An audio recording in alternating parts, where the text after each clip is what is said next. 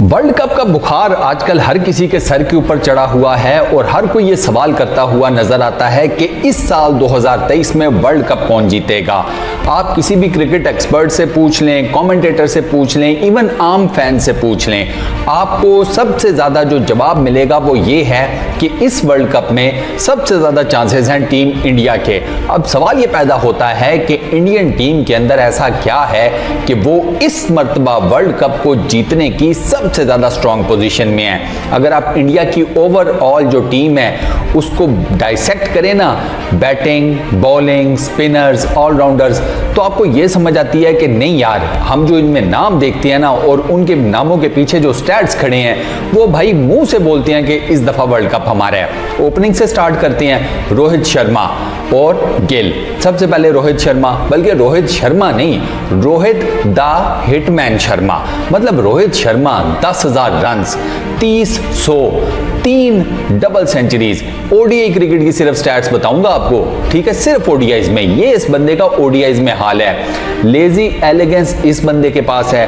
Fast bowling को ये neutralise कर लेता है, स्पिनर्स को ये डोमिनेट करता है। इंडियन टीम के कैप्टन है। अब आपके नंबर 1 के ऊपर इस किस्म का प्लेयर हो, इस किस्म का बैटर हो, तो यकीन करें और आपको क्या चाहिए। दुनिया की जितनी भी वर्ल्ड 11 बनती हैं उसमें ओपनर्स एक रोहित शर्मा पक्के होते हैं। ये रोहित शर्मा की क्रेडिबिलिटी है ओडीआई क्रिकेट में।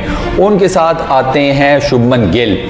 यार व्हाट एन एक्साइटिंग टैलेंट, मतलब पाकिस्तान के अगेंस्ट एशिया कप में जब पहले मैच में ये फेल हुए तो इनका बड़ा मजाक उड़ाया गया। मैं नहीं बोला क्योंकि मुझे पता था कि यार ये किस किस्म का डोमिनेटिंग बैट्समैन है। और दूसरे मैच में फिर इसने पाकिस्तान का जो हाल किया हमारी बॉलिंग का, वो आपके सामने है। 600 है इनके ओडीआईज के अंदर, ज़्यादा भी इन्होंने ओडीआई क्रिकेट खेली नहीं है, लेकिन इन 600 के अलावा इनकी ओडीआई के अंदर एक डबल टन भी है। 50 टोटल मैच नहीं खेले अभी, 40+ एवरेज, वो एक अलग चीज़ है। प्लस इस वक्त करंटली ओडीआई की जो बैटिंग रैंकिंग है उसमें नंबर 2 पर है, बाबर आजम नंबर 1 पर है, नंबर 2 पर गिल है। और there is every possible chance कि इस वर्ल्ड कप में शुभमन गिल नंबर 1 की पोजीशन बाबर आजम से छीन लें। अब ये डिपेंड करता है कि दोनों किस किस्म की बैटिंग करते हैं। तो शुभमन गिल ये और रोहित शर्मा इस इंडियन टीम के ओपनिंग हैं, तो आप अंदाजा लगा लें किस कदर डोमिनेटिंग ओपनिंग है। मतलब ये दोनों मार धाड़ करने में ना कोई कसर नहीं छोड़ते, ना रोहित शर्मा को लिहाज करते हैं ना गिल। फिर नंबर 3 पर आते हैं इंडियन बैटिंग लाइनअप में विराट कोहली। यार विराट कोहली के बारे में कसम से बात करना या उस बंदे की तारीफ करना ना समझ नहीं आती कि यार क्या लेवल, किस लेवल पे जाके बंदा इसकी तारीफ करे। मतलब क्रिकेट, मेरे ज़हन में क्रिकेट आती है ना जब, मेरे ज़हन में विराट कोहली आ जाता है। 13,000 रन, 4700 विराट कोहली सिर्फ ओडीआई में। टेस्ट T20 छोड़ दें, चेज का वो मास्टर है, तकरीब 50+ की एवरेज है। आप उसको कोई भी बड़े से बड़ा टोटल दे दें वो आपको चेज करके उधर मारेगा। और सिंगल हैंडेडली मैच जिताने की कैपेबिलिटी इस बंदे के अंदर है। रनिंग बिटवीन द विकेट्स इस एज में भी इस बंदे की अखीर है, ख़त्म है, ठीक। सिंगल्स, डबल्स ये इस तरीके से लेता है कि इसकी फिटनेस के सामने ना, लिटरली विराट कोहली की फिटनेस के सामने, जो कि शायद अब अपने लेट 30s में है, इस बंदे की फिटनेस के सामने लौंडे शर्मा जाएं। और मैं लौंडों में बात कर रहा हूँ 16, 17, 18, 20 साल के बच्चे। वो फिटनेस में विराट कोहली के करीब भी नहीं लगते। विराट कोहली इस लेवल का बैट्समैन है। स्पिन को अन्यवार डोमिनेट करता है वो। मतलब स्पिनर्स, आप दुनिया का बेहतरीन से बेहतरीन स्पिनर उठाकर ले आए, विराट कोहली उसको मार मार के ढेर कर देगा।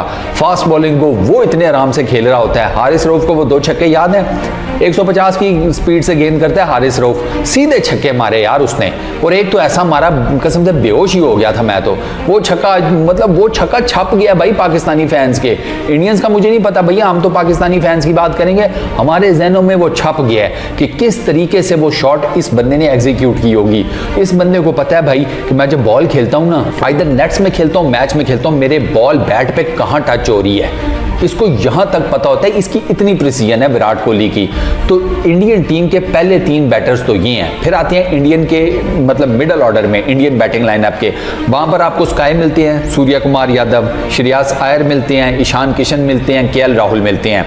ये चारों, इनको मैं ये नहीं कहूंगा कि बहुत ज्यादा इनके पास एक्सपर्टीज है ओडीआई क्रिकेट की, लेकिन ये चारों बड़े ही डोमिनेटिंग किस्म के बैट्समैन हैं, हार्ड हिटिंग बैटर्स हैं। इन चारों की एवरेज 40 से ऊपर है, चारों की। कोई होता है ना कोई एक आधा यार चलो 30 में लाए कर रहा हो, ना सर, सारे ही 40 से ऊपर की एवरेज रखते हैं और चारों आपको ना फंसे हुए मैच में बेहतरीन बैटिंग करते हुए नजर आएंगे। इनके यानी कि इनके अंदर चारों के अंदर कॉन्फिडेंस भी है। मैचेस इन्होंने ज्यादा नहीं खेले हुए, इन लोगों के मेरा ख्याल है अगर मैं इन सब के मैचेस काउंट करूं ना, ऐड कर लूं तो शायद 100 बंदे होंगे मैक्सिमम, ठीक है। तो इनके पास इतना एक्सपीरियंस नहीं है लेकिन इनके पास कॉन्फिडेंस है, बैटिंग स्किल्स है इन चारों के पास। ईशान किशन का तो आपने पाकिस्तान के अगेंस्ट एशिया कप के मैच में देख लिया था यार कि ऊपर तले 3-4 आउट हो चुके थे, लेकिन ये लड़का इसने बेहतरीन बारी खेली यार पाकिस्तान के अगेंस्ट और पाकिस्तान उस मैच में अपनी बॉलिंग लाइनअप को लेकर डोमिनेट कर रहा था और इसने पाकिस्तान के पेसर्स को, पाकिस्तान के स्पिनर्स को बेहतरीन तरीके से खेला और बड़ी जबरदस्त किस्म की इसने इनिंग्स खेली। अनफॉर्चुनेटली 100 नहीं कर सका था ये, लेकिन दैट इनिंग्स उसने आपको बता दिया कि इस लड़के में कुछ है। तो इंडिया का जो मिडल ऑर्डर है ना वो भी ठीक ठाक किस्म का स्ट्रॉन्ग है। आप ये नहीं कह सकते कि ऊपर 3-4 बैट्समैन अच्छे हैं, सॉरी 3 बैट्समैन अच्छे हैं तो नीचे मिडल ऑर्डर में कुछ नहीं है। इंडिया का मिडल ऑर्डर भी ठीक ठाक किस्म का स्ट्रॉन्ग है। उसके बाद दोस्तों हम आते हैं इंडिया के ऑलराउंडर्स के ऊपर और जब हम इंडिया के ऑलराउंडर्स की बात करते हैं तो 2 नाम इमीडिएटली आपके माइंड को स्ट्राइक करेंगे, हार्दिक पांड्या, रविंद्र जडेजा। अब सबसे पहले मैं आपको हार्दिक पांड्या का बताता हूं। 1758 इनके ओडीआई में टोटल रन्स हैं और 79 इनके विकेट्स हैं। हार्दिक पांड्या मतलब इतना स्वेर किस्म का हार्ड हिटर है ना और इतने एफर्टलेस छक्के मारता है और मुझे वो भी समझ नहीं आती कि इतनी सिंगल बॉडी के साथ कैसे। यहाँ तो हो ना आपकी बिल्ट हो ठीक ठाक किस्म की, रोहित शर्मा की जैसे बिल्ट है, विराट कोहली की आपको एक बिल्ट नजर आती है। हार्दिक पांड्या की तो वो बिल्ट भी नहीं है, मेरी तरह सिंगल पसनी है, लेकिन यार वो छक्के मारता है जो ओ हो। आप उसके वो जो इसने पाकिस्तान के अगेंस्ट चैंपियंस ट्रॉफी में छक्के मारे थे वो याद कर लें, ठीक है। प्लस इनकी जो बाकी इनकी बैटिंग्स की आप हाईलाइट्स देख सकते हैं। प्लस हार्दिक पांड्या का यह है कि ये मिडल ओवर्स में आकर ना आपको विकेट जो है वो दिलवा सकते हैं, इनकी सबसे बेस्ट बात ये है। और आपको मिडल ओवर्स में विकेट्स ही तो चाहिए होती हैं। रिसेंट में आपको इनका बता देता हूं, पाकिस्तान इंडिया का जो एशिया कप में दूसरा मैच हुआ है उसमें हार्दिक पांड्या ने जो बाबर आजम को बोल्ड किया था, आपने वो बॉल देखी है? There was absolutely no chance कि बाबर आजम उसके ऊपर आउट ना होता, उसको बॉल ही हार्दिक पांड्या ने ऐसी मार दी, इतना लंबा इन कटर मारा था। बाबर तो हमेशा फंसता है इन कटर्स के ऊपर, हार्दिक पांड्या ने बेहतरीन बॉल की। तो हार्दिक पांड्या के अंदर विकेट टेकिंग कैपेबिलिटी बड़ी जबरदस्त है मिडल ओवर्स में और ये मीडियम पेसर हैं, हालांकि मीडियम पेसर्स को नॉर्मली ओडीआईज में कुट पड़ती है, इनका वो चक्कर नहीं है। तो आपको एक तो सॉलिड किस्म का हार्ड हिटर बैटर है ये आपको, प्लस ये बॉलर ऐसा है कि जो आपको विकेट्स दिलवा सकता है और 2-2 3-3 विकेट्स तो ये आप यूं समझें कि रेगुलर बेसिस के ऊपर लेने वाला बॉलर है। फिर उसके बाद चलते हैं रविंद्र जडेजा के ऊपर। 2636 इनके टोटल रन्स हैं और 204 विकेट्स हैं। जडेजा का तो ये जो स्टैट्स है ना ये अपने मुंह से बोलते हैं कि इसके पास एक्सपीरियंस है, ठीक है। स्पिन बेहतरीन स्पिनर है, दुनिया के बेहतरीन स्पिनर्स में से एक है, ऊपर से हैं भी लेफ्ट आर्म ऑर्थोडॉक्स, तो वो तो वैसे ही राइट हैंडर्स को बड़ा फंसा लेते हैं। तो जडेजा के पास बैटिंग एक्सपीरियंस तो है, उनके पास बॉलिंग का तगड़ा किस्म का एक्सपीरियंस है और जडेजा ओडीआईज में ना मैंने देखा है बैट से ज्यादा बॉल से इंडिया को जताते हैं, ये आप नोट कीजिएगा, क्योंकि नॉर्मली उनकी बारी जिस पर्टिकुलर टाइम तक आती है बैटिंग के अंदर उन वो मार धाड़ चल रही होती है, उसमें डिपेंड कर रहा होता है कि जडेजा कितना स्कोर कर लेते हैं। तेज खेलते हैं ऑब्वियस सी बात है, क्योंकि उस पर्टिकुलर टाइम में तेज खेलने के अलावा कोई ऑप्शन नहीं होती, लेकिन बॉलिंग में 10 ओवर पक्के हैं इनके और 10 ओवर्स में आप अंदाजा लगा लें कि इन्होंने 204 विकेट्स ली हुई हैं और इनके ज्यादा कोई मैचेस नहीं है, 100-150 मैचेस हैं, ठीक। तो उससे आपको अंदाजा हो जाता है कि यार इनका जो स्पिन डिपार्टमेंट है वो जडेजा की वजह से कितना ज्यादा स्ट्रांग है। और अभी स्पिन डिपार्टमेंट से मैं उसमें घुसे ही नहीं हूं, अभी तो मैं सिर्फ बात कर रहा हूं ये कि हम जडेजा को एज ए ऑलराउंडर देख रहे हैं, बेसिक स्पिनर के तौर पर हम नहीं इनको देख रहे हैं, जैसे कहते हैं ना कि यार सिर्फ और सिर्फ स्पिनर के तौर पर देखो, नहीं, ये तो उनकी ऑलराउंडर कैपेबिलिटीज की मैं आपको बता रहा हूं। फिर तीसरे नंबर पर शार्दुल ठाकुर हैं। अच्छा, शार्दुल के पास ज्यादा एक्सपीरियंस नहीं है, ठीक है, वो अभी यूं समझे कि ताजा या नए ओडीआई क्रिकेट में आए हैं। 329 इनके रन्स हैं, 63 इनकी ओडीआईज में विकेट हैं और इनको भी इसी वजह से रखा गया कि ये आप इनको ना मोरली बैटिंग ऑलराउंडर कंसिडर कर लें। इंडिया चाहता था कि उनकी जो बैटिंग लाइनअप है ना वो डीप जाए, ठीक है, 7, 8, 9 इवन 10 तक भी चली जाए इंडिया को कोई फर्क नहीं पड़ता। तो इंडिया अपनी बैटिंग लाइन को डीप लेकर जाना चाहता था इस वर्ल्ड कप में, और ये उनका माइंडसेट हमेशा से रहा है बैटिंग में कि इंडिया अपनी बैटिंग लाइनअप को काफ़ी डीप रखता है। वो बॉलिंग में कम कर लेती हैं, वो ज़रा दूसरे कन्वेंशनल अप्रोच के मालिक हैं कि बैटिंग से ना मैच जीता जाए, यानी कि कोई भी टोटल हो उसे चेज़ कर लो या बैटिंग पहले करते हुए बड़े टोटल बनाओ। तो ठाकुर जो है ना वो इस वजह से बैटिंग ऑलराउंडर रखे गए हैं कि ये ठीक ठाक किस्म की पावर हिटिंग ये भी कर लेती हैं, प्लस विकेट टेकिंग एबिलिटी इनके अंदर भी अच्छी खासी है। अच्छा, नेक्स्ट हम बात करेंगे इंडिया के स्पिनर्स के बारे में। इंडिया के स्पिनर्स में डेफिनेटली पहला नाम आएगा अश्विन का। उनके बारे में था कि पता नहीं वर्ल्ड कप की टीम में सिलेक्ट होते हैं नहीं होते, इंडिया ने बिल्कुल ठीक फैसला किया, उनको रखा, क्योंकि अश्विन की 150 विकेट्स हैं, 155 टू बी प्रिसाइज ओडीआईज के अंदर। लेकिन अश्विन का जो एक्सपीरियंस है ना अनमैच्ड है, क्योंकि अगर मैं टेस्ट के हिसाब से इनको देखूं ना, वो टेस्ट वाला रविचंद्र अश्विन, तो भाई उसकी तो ये 489 विकेट्स हैं टेस्ट में, ऑलमोस्ट 500 विकेट्स लेने वाले हैं वो टेस्ट में, तो वो सारा एक्सपीरियंस भी तो वो ओडीआई क्रिकेट में लेकर आएंगे ना। तो अश्विन जैसे बॉलर को ना, स्पिन बॉलर को आप इंडिया के अंदर वर्ल्ड कप हो रहा है आप बाहर नहीं रख सकते, अगर रखते तो बहुत बड़ी बेवकूफ़ी करती टीम इंडिया। लेकिन अच्छा किया कि अश्विन को रखा है, तो अश्विन एक्सपीरियंस, स्पिन, इंडिया की विकेटें, अश्विन बहुत बड़ा डोमिनेटिंग फैक्टर होंगे टीम इंडिया के लिए। दूसरे नंबर पर कुलदीप यादव। कुलदीप की टोटल नंबर ऑफ विकेट्स हैं 150, 152 टू बी प्रिसाइज। कुलदीप वो मिस्ट्री स्पिनर है कि जिसकी ना इंडिया को तलाश थी और इंडिया को ओडीआई या लिमिटेड ओवर्स क्रिकेट में वो चाहिए था। कुलदीप आया है एज दैट मिस्ट्री स्पिनर, मतलब उनकी बॉल ये आप कह लें कि मिस्ट्री बॉल भी करते हैं, तेज़ भी फेंकते हैं, इनका स्पिन बॉल ठीक ठाक होता है, अच्छा बाउंस बड़ा अच्छा जनरेट करते हैं ये स्पिन के साथ साथ, और इसी वजह से ये खतरनाक है। ये विकेट टेकिंग जो इनकी एबिलिटी है वो काफ़ी ज़्यादा है, ये मतलब रेगुलर विकेट्स लेते हैं ओडीआई क्रिकेट में, लंबा इंडिया के साथ खेलते चले आ रहे हैं, इसी वजह से इनको चाहल के ऊपर प्रेफर भी किया गया। दो के चाहल को ना रखना टू सम एक्सटेंट समझ नहीं आता था, क्योंकि इंडियन विकेट्स के ऊपर आपको चाहल जैसा स्पिनर भी चाहिए होता है, लेकिन still Kuldeep is a really good choice.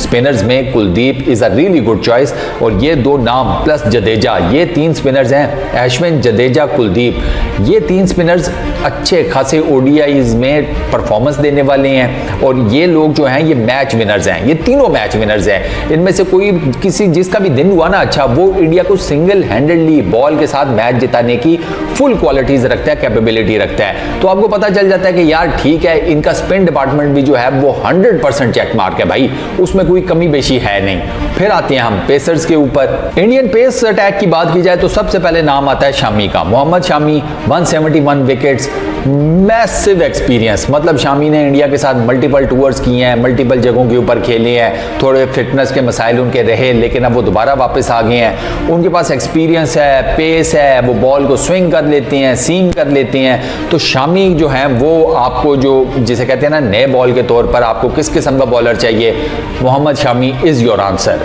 उसके बाद हम आते हैं सिराज के ऊपर। रिलेटिवली यंग हैं इंटरनेशनल क्रिकेट में, सिराज की टोटल नंबर ऑफ विकेट्स इस पर्टिकुलर टाइम में 54 हैं, लेकिन मैंने आपको बताया यंग है, नया है, अभी ताज़ा तो इंडियन टीम में आया है। नंबर 1 ओडीआई बॉलर हैं सिराज इस पर्टिकुलर टाइम में, तो इससे आप अंदाज़ा लगा लें कि सिराज के अंदर जो बॉलिंग एबिलिटी है ना वो कितनी ज़्यादा है। पेस इस लड़के के पास है, स्विंग ये ठीक ठाक किस्म की नए बॉल से कर लेता है, अच्छा कटर्स ये बड़े ज़बरदस्त किस्म के मारता है, बाउंस ये बॉल को ठीक ठाक कर लेता है। तो आपको ना सिराज की सूरत में नए बॉल के साथ वो जो एक घुमाने वाला बॉलर चाहिए होता है ना, कि कभी इधर कभी उधर, उसकी मतलब समझ ही ना आ रहा हो कि अभी अंदर लेकर आएगा अभी बाहर लेकर जाएगा, Siraj is your right man. Team India के पास बॉलिंग डिपार्टमेंट में सिराज मतलब जिसे कहते हैं ना की टू सक्सेस। और तीसरा पेसर, मार यार इस लड़के के बारे में क्या बात करूं, बुमराह की आपके पास 129 उनके पास विकेट्स हैं। बुमराह को क्या चीज़ डिफरेंशिएट करती है बाकी तमाम बॉलर से?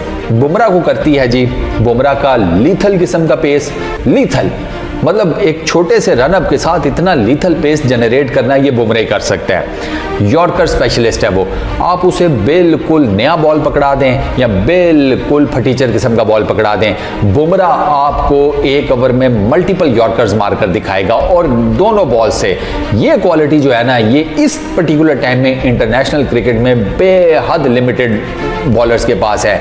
मेरे जहन में अगर आप पूछे ना तो 2 ही बॉलर्स और आते हैं, एक मिचेल स्टार्क, दूसरा शाहीन शाह। तीसरा बॉलर मेरे जहन में नहीं आ रहा कि जो नए और पुराने बॉल से रेगुलर यॉर्कर मारने की कैपेसिटी, कैपेबिलिटी, क्वालिटी रखता हो। तो बुमराह के पास एक ये है। अच्छा, बुमराह बॉल को ठीक ठाक मूव भी कर लेते हैं, मतलब इनका बॉल नेचुरली स्विंग भी होता है, नेचुरली ठीक ठाक सीम भी होता है। ये अंदर भी बॉल को बड़ी तेज़ी के साथ लेकर आते हैं, बाहर ठीक ठाक तेज़ी के साथ लेकर जाते हैं। और इनके चूँकि पेस बहुत ज़्यादा है तो बोल्ड आउट बहुत ज़्यादा है, LBWs बहुत ज़्यादा हैं, कॉट बिहाइंड बहुत ज़्यादा हैं। तो बुमराह जो है इनकी फिटनेस को लेकर काफ़ी ज़्यादा सवालिया निशान थे वर्ल्ड कप से पहले, क्योंकि ये कमबैक कर रहे थे एशिया कप में। कोई पता नहीं था किस किस्म की इनकी परफॉर्मेंस है, क्योंकि तकरीबन साल एक अनफिट रहे और उसके बाद इन्होंने वापस ये टीम में आए थे।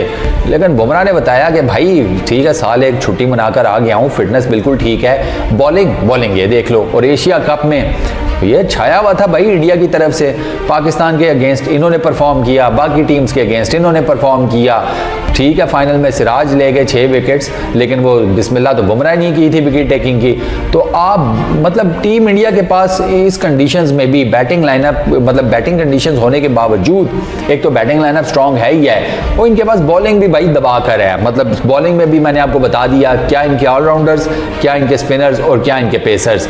तो टीम इंडिया जो है ना, हर मार्क चेक चेक चेक, और ये चेक करने की वजह से ना ये जो सारा कुछ आप देख रहे हैं ना, जो मैंने आपको स्टैट्स अभी मोटे मोटे बताए हैं, ज़्यादा डीप तो बता नहीं सके, क्योंकि डीप बताता तो ये तो 3-4 घंटे की वीडियो बन जाती। तो ये जो मोटे मोटे मैंने आपको इनके स्टैट्स बताए हैं ना, वो स्टैट्स अपने मुंह से बताती हैं कि भाई जैसा मैंने कहा कि टीम इंडिया के अगर कहा जाता है ना कि उनका चांस है या वो बड़े स्ट्रॉन्ग कंटेंडर हैं वर्ल्ड कप के लिए, होस्ट नेशन होने के बावजूद। प्लस आपको ये भी पता होना चाहिए कि पिछले 3 जो वर्ल्ड कप हैं वो कौन जीता है, वो होस्ट नेशंस जीती हैं, इंग्लैंड, फिर उससे पहले ऑस्ट्रेलिया, फिर उससे पहले इंडिया। तो पिछले 3 वर्ल्ड कप होस्ट नेशंस जीती हैं। इंडिया इस पर्टिकुलर टाइम में नंबर 1 टीम है ODI के अंदर। तो इंडिया किसी वजह से लोग कह रहे हैं कि इंडिया का ठीक ठाक किस्म का स्ट्रॉन्ग चांस है। अब देखना यह है कि इंडिया परफॉर्म कैसे करता है इस वर्ल्ड कप में, और मुझे लगता है कि सेमीफाइनल में तो वो पक्के हैं, सेमीफाइनल में वो पक्के हैं। सेमीफाइनल के बाद तो फिर आपको पता है कि 1 बैड डे कैन रूइन एवरीथिंग, या फिर 2 good days can win you the title, इस तरह भी देखा जा सकता है। तो let's see team India world cup में किस तरीके से परफॉर्म करती है। इस वीडियो में इतने ही दोस्तों, अपना बहुत ख्याल रखिएगा। नेक्स्ट वीडियो में आप लोगों से मुलाकात होगी। Peace out.